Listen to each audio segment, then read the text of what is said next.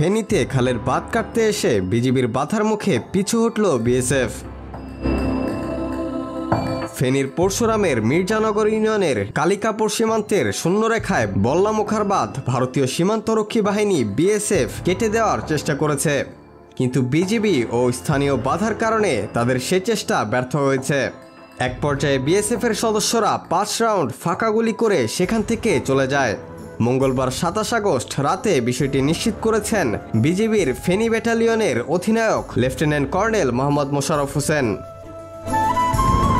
স্থানীয় সূত্রে জানা গেছে, এবারের বর্ষা মৌসুমে পাহাড়ি ঢলের চাপে ভারতের ত্রিপুরা রাজ্যের বিলোনিয়া শহর প্লাবিত হয়। পরে বল্লামুখা খালের মুখে ভারতীয় অংশে বিএসএফের সদস্যদের সহযোগিতায় বাঁধ কেটে দেয় ভারতীয়রা। এতে সিলোনিয়া নদীর পানি বেড়ে বাংলাদেশের বহু গ্রাম প্লাবিত হয়। এক পর্যায়ে বাংলাদেশের অংশেও বাঁধটি কেটে দিতে জোর চেষ্টা চালায় বিএসএফ, তবে বিজিবি ও স্থানীয় বাধার মুখে তা ব্যর্থ হয়েছে।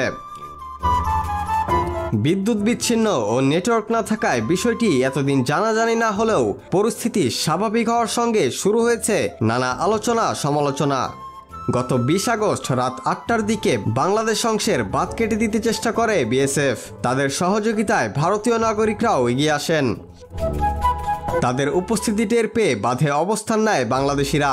বাঁধে অবস্থান নেওয়া বাংলাদেশি বাসিন্দাদের ছত্রভঙ্গ করে দিতে বিএসএফ 5 রাউন্ড ফাঁকা গুলি ছোড়ে। পরে গ্রামবাসীদের সহযোগিতায় এগিয়ে আসে কালিকাপুর বিজিবি ক্যাম্পের সদস্যরা। তাদের বাধার মুখে খালের বাঁধটি কাটতে পারেনি ভারতীয়রা। এতে বন্যায় আরও বেশি দুর্ভোগের হাত থেকে রক্ষা পেয়েছে মিজাননগর ইউনিয়ন সহ পরশুরামের নির্মাঞ্চল।